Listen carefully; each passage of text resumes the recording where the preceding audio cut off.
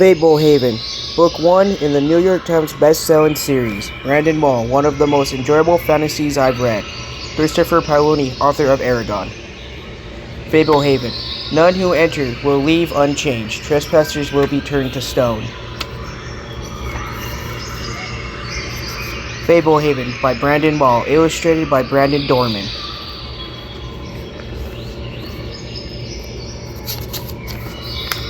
Chapter-1, A Mandatory Vacation.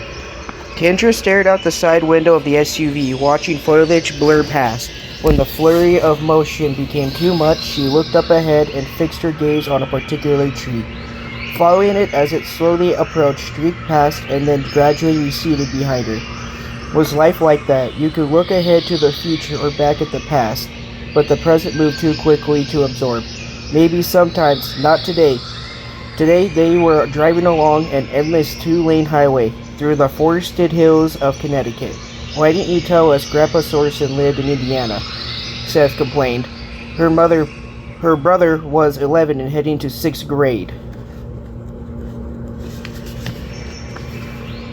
He had grown wary of his handheld video game, evidence that they were on the truly epic drive. Mom twisted to face the back seat. "It won't be much longer. Enjoy the scenery." "I'm hungry," Seth said. Mom started rummaging through a grocery bag full of snack food, peanut butter and crackers.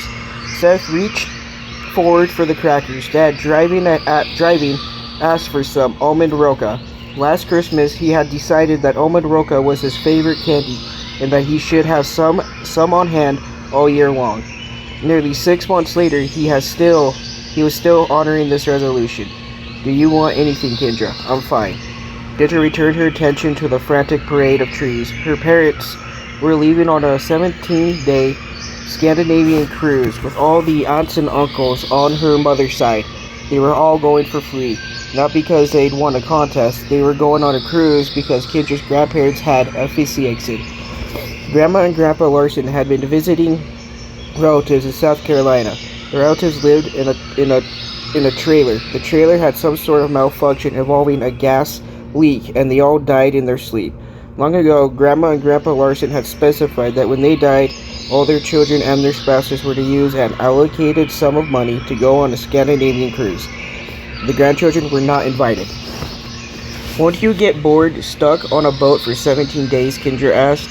Dad glanced at her in the rearview mirror. "The food is supposed to be incredible. Snails, fish eggs, the works. We're not all that thrilled about the trip," Mom said sadly. "I don't think your grandparents envisioned an accidental death when they made this request, but we'll make the best of it." "The ship stops and ports as you go," Dad said, deliberately redirecting the conversation. "You get to disembark for part of the time." "Is this car ride going to last 17 days, Seth asked. "We're nearly there," Dad said. "Do we have to stay with Grandma and Grandpa Sorson?" asked Kendra. "It'll be fun," Dad said. "You should feel honored. They almost never invite anyone to stay with them." "Exactly, we barely know them. They're hermits." "Well, they were my parents," Dad said. "Somehow, I survived." The road stopped winding through the forested hills. As it passed through a town, they idled at a spotlight, and Kendra stared at an overweight woman gassing up her minivan. The front windshield of the minivan was dirty, but the woman seemed to have no intention of washing it. Kendra glanced up front. The windshield of the SUV was filthy, smeared with dead bugs, even though Dad had squeezed it when they stopped for refuel. They had driven all the way from Rochester today. Kendra knew that Grandpa and Grandma Sorson had not invited them to stay. She had overheard when Mom had approached Grandpa Sorson about letting the kids stay with them. It was at the funeral. The memory of the funeral made Kendra shiver. There was a wake beforehand, where Grandma and Grandpa Larson were showcased in matching caskets. Kendra did not like seeing Grandpa Larson wearing makeup. What lunatic had decided that when people died, you should hire a taxidermist to fix them up for one final look? She would much rather remember them alive than on grotesque display in their Sunday best. The Larsons were the grandparents who had been part of her life. They had shared many holidays and long visits. Kendra could hardly remember spending time with Grandma and Grandpa Sorson. They had inherited some estate in Connecticut around the time her parents were married. The Sorsons had never invited them to visit and rarely made the trek out to Rochester. When they came, it was generally one or the other. They had only come together twice. The Sorsons were nice, but their visits had been too infrequent and brief for real bonding to occur. Kendra knew that Grandpa and Grandma had taught history at some college, and that Grandpa had traveled a lot running a small importing business. That was about it. Everyone was surprised when Grandpa Sorson showed up at the funeral. It had been more than 18 months since either of the Sorsons had visited. He had apologized that his wife could not attend because she was feeling ill. There always seemed to be an excuse. Sometimes Kendra wondered if they were secretly divorced. Toward the end of the wake, Kendra overheard Mom cajoling Grandpa Sorson to watch the kids. They were in a hallway around a corner from the viewing area. Kendra heard them talking before she reached the corner and paused to eavesdrop. Why can't they stay with Marcy? Normally they would, but Marcy's coming on the cruise. Kendra peeked around the corner. Grandpa Sorson was wearing a brown jacket with patches on the elbows and a bow tie. Where are Marcy's kids going? To her in-laws. What about a babysitter? 2.5 weeks is a long time for a sitter. I remember you had mentioned having them over sometime. Yes, I recall. Does it have to be late June? Why not July? The cruise is on a time frame. What's the difference? Things get extra busy around then. I don't know. Kate, I'm out of practice with children. Stan, I don't want to go on the cruise. It was important to my parents, so we're going. I don't mean to twist your arm, Mom sounded on the verge of tears. Grandpa Sorson sighed. I suppose we could find a place to lock them up. Kendra moved away from the hall at that point. She had quietly worried about staying with Grandpa Sorson ever since. Having left the town behind, the SUV climbed a steep grade. Then the road curved around a lake and got lost among low, forested hills. Every so often, they passed a mailbox. Sometimes a house was visible through the trees. Sometimes there was only a long driveway. They turned onto a narrower road and kept driving. Kendra leaned forward and checked the gas gauge. Dad, you're under a quarter of a tank, she said. We're almost there. We'll fill up after we drop you kids off. Can't we come on the cruise? Seth asked. We could hide in the lifeboat so you could sneak us food. You kids will have much more fun with Grandma and Grandpa Sorson, Mom said. Just you wait. Give it a chance. Here we are, Dad said. They pulled off the road and onto a gravel driveway. Kendra could see no sign of a house, only the driveway angling out of sight into the trees. Tires crunching over the gravel, they passed several signs advertising that they were on a private property. Other signs warded off trespassers. They came to a low metal gate that hung open but could be shut to prevent access. This is the longest driveway in the world, Seth complained. The farther they advanced, the less conventional the signs became. Private property and no trespassing gave way to beware of 12-gauge and trespassers will be prosecuted. These signs are funny, Seth said. More like creepy, Kendra muttered. Riding another bend, the driveway reached a tall, wrought iron fence, topped with fleur-de-lis. The double gate stood open. The fence extended off into the trees, as far as Kendra could see in either direction. Near the fence stood a final sign.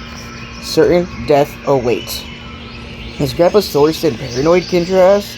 The signs are a joke, Dad said. He inherited this land. I'm sure the fence came with it. After they passed through the gate, there was still no house in sight, just more trees and shrubs. They drove across a small bridge spanning a creek and climbed a shallow slope. There, the trees ended abruptly, bringing the house into view across a vast front lawn. The house was big, but not enormous, with lots of gables and even a turret. After the wrought iron gate, Kendra had expected a castle or mansion, constructed out of dark wood and stone. The house looked old, but in good repair. The grounds were more impressive. A bright flower garden bloomed in front of the house. Manicured hedges and a fish pond added character to the yard. Behind the house loomed an immense brown barn, at least 5 stories tall, topped by a weather vane. I love it, Mom said. I wish we were all staying. You've never been here, Kendra asked. Nope, your father came here a couple of times before we were married. They go the extra mile to discourage visitors, Dad said. Me, Uncle Carl, Aunt Sophie, none of us have spent much time here. I don't get it. You kids are lucky. You'll have a blast. If nothing else, you could spend your time playing in the pool. They pulled to a stop outside the garage. The front door opened and Grandpa Sorson emerged, followed by a tall and lanky man with large ears and a thin, older woman. Mom, Dad, and Seth got out of the car. Kendra sat and watched. Grandpa had been clean-shaven at the funeral, but now he wore a stubbly white beard. He was dressed in faded jeans, work boots, and a flannel shirt. Kendra studied the older woman. She was not Grandma Sorson. Despite her white hair streaked with a few black strands, her face had an ageless quality. Her almond eyes were black as coffee, and her features suggested a hint of Asian ancestry. Short and slightly stooped, she retained an exotic beauty. Dad and the lanky man opened the back of the SUV and began removing suitcases and duffel bags.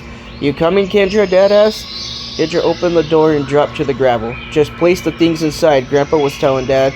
"Dale, we'll take them up to the bedroom." Where's Mom?" Dad asked. "Visiting your Aunt Edna." "In Missouri?" "Edna's dying." Kendra had barely ever heard of Aunt Edna, so the news did not mean much. She looked up at the house. She noticed that the windows had bubbly glass. Bird nests clung under the eaves. They all migrated to the front door. Dad and Dale carried the larger bags. Seth held a smaller duffel bag and a cereal box. The cereal box was his emergency kit. It was full of odds and ends he thought would come in handy for an adventure.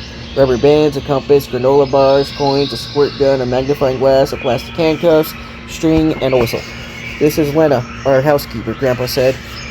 The older woman nodded and gave a little wave. "Dale helps me tend to the grounds." "Aren't you pretty?" Lena said to Kendra. "You must be around 14. Lena had a faint accent that Kendra could not place. In October, an iron knocker hung on the front door, a squinting goblin with a ring in its mouth. The thick door had bulky hinges. Kendra entered the house. Glossy wood floored the entryway. A wilting arrangement of flowers rested on a low table in a white ceramic vase. A tall brass coat rack. Low table in a white ceramic vase. A tall brass coat rack stood off to one side beside a black bench with a high carved back. On the wall hung a painting of a fox hunt. Kendra could see into another room, where a huge embroidered throw rug covered most of the wooden floor. Like the house itself, the furnishings were antiquated, but in good repair. The couches and chairs were mostly of the sort you would expect to see while visiting a historical site. Dale was heading up the stairs with some of the bags. Lena excused herself and went to another room. "Your home is beautiful, Mom gushed. I wish we had time for a tour." "Maybe when you get back," Grandpa said. "Thanks for letting the kids stay with you," Dad said. "Our pleasure. Don't let me keep you." "We're on a pretty tight schedule," Dad apologized. "You kids be good and do whatever Grandpa Sorsen tells you," Mom said. She hugged Kendra and Seth. Kendra felt tears seeping into her eyes. She fought them back. "Have a fun cruise." "We'll be back before you know it," Dad said, putting an arm around Kendra and tousling Seth's hair. Waving, Mom and Dad walked out the door. Kendra went to the doorway and watched them climb into the SUV. Dad honked as they drove off. Kendra fought back tears again as the SUV vanished into the trees. Mom and Dad were probably laughing, relieved to be off by themselves for the longest vacation of their married lives. She could practically hear their crystal goblets clinking. And here she stood abandoned. Kendra closed the door. Seth, oblivious as ever, was examining the intricate pieces of a decorative chess set. Grandpa stood in the entry hall, watching Seth and looking politely uncomfortable. "Leave the chess pieces alone," Kendra said. "They look expensive." "Oh, he's all right," Grandpa said. By the way, he said it. Kendra could tell he was relieved to see Seth setting the pieces down. "Shall I show you to your room?" They followed Grandpa up the stairs and down a carpeted hall to the foot of a narrow wooden staircase leading up to a white door. Grandpa continued on up the creaking steps. "You don't often have guests, especially children," Grandpa said. Over his shoulder, "I think you'll be the most comfortable in the attic." He opened the door and they entered after him.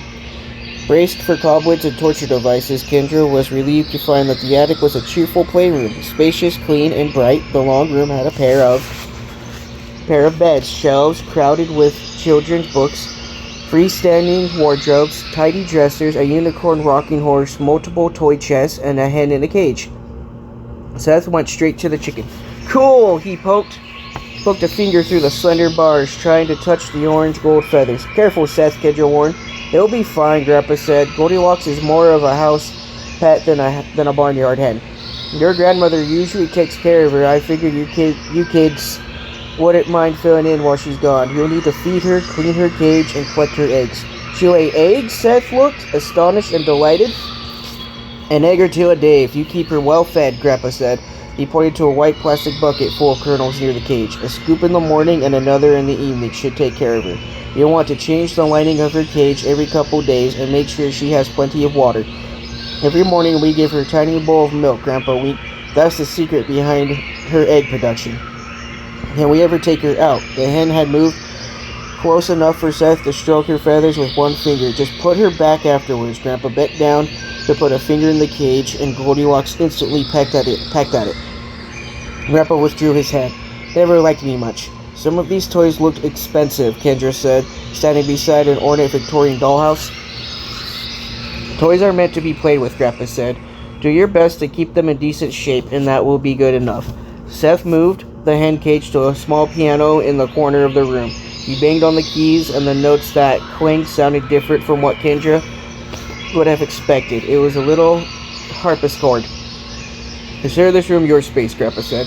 Within reason, I'll not bother you to pick things up in here so long as you treat the rest of the house with respect. Okay, Kendra said. I also have some unfortunate news. We are in the height of tick season. You kids ever heard of Lyme disease? Seth shook his head. I think so, Kendra said. It was originally discovered in the town of Lyme, Connecticut, not too far from here. You catch it from tick bites. The woods are full of ticks this year. What does it do? Seth asked. Grandpa paused for a sole moment. Starts out as a rash. Before long, it can lead to arthritis, paralysis, and heart failure. Besides, disease or no, you don't want ticks burrowing into your skin to drink your blood. You try to pull them off, and the head detaches. Hard to get out. That's disgusting, Kendra explained. Grandpa nodded grimly. They're so small, you can hardly see them, at least until they fill up on blood. Then, they swell to the size of a grape. Anyhow, point is, you kids are not allowed to enter the woods under any circumstances. Stay on the lawn. Break that rule, and your outdoor privileges will be revoked. We understand one another? Kendra and Seth nodded. You also need to keep out of the barn. Too many ladders and rusty old pieces of farm equipment. Same rules apply to the barn as apply to the woods. Set foot in there and you will spend the rest of your stay in this room. Okay, Seth said, crossing the room to where a little easel stood on a paint-spattered tarp. A blank canvas rested on the easel. Additional blank canvases leaned against the wall nearby. Beside shelves stocked was jars of paint. Can I paint? I'm telling you twice, you have the run of this room, Grandpa said. Just try not to destroy it. I have many chores to attend to, so I may not be around much. There should be plenty of toys and hobbies here to keep you busy. What about TV? Seth asked. No TV or radio, Grandpa replied. Rules of the house. If you need anything, Lena will never be far. He indicated a purple cord hanging against the wall near one of the beds. Tug the cord if you need her. In fact, Lena will be up with your supper in a few minutes. Won't we eat together? Kendra asked. Some days. Right now, I need to visit the East Hayfield. May not be back until late. How much land do you own? Asked Seth. Grandpa smiled. More than my share. Let's leave it at that. I'll see you kids in the morning. He turned to leave and then paused, reaching into his coat pocket. Turning back, he handed Kendra a tiny key ring holding 3 miniature keys of varying sizes.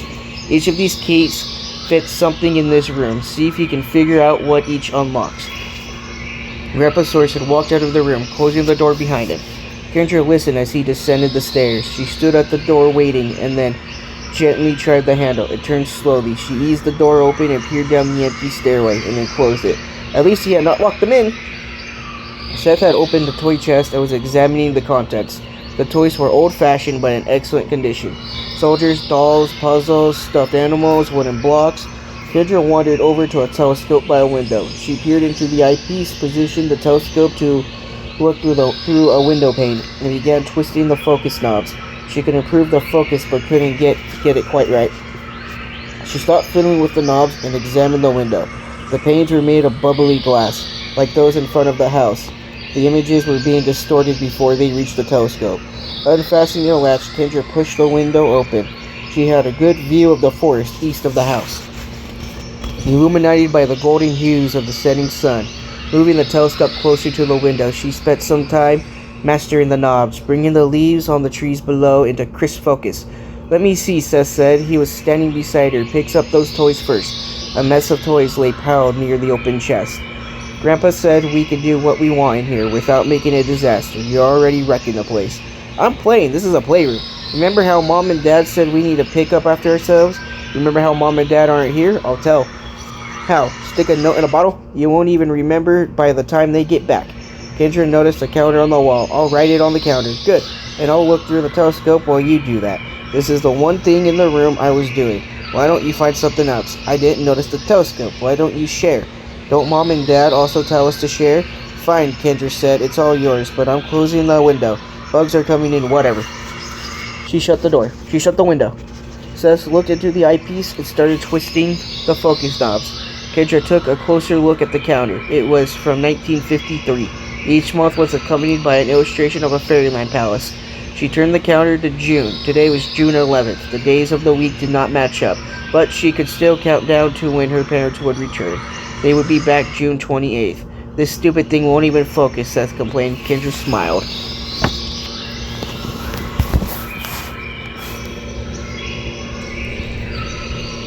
If you do like the video, please subscribe for support and like the video.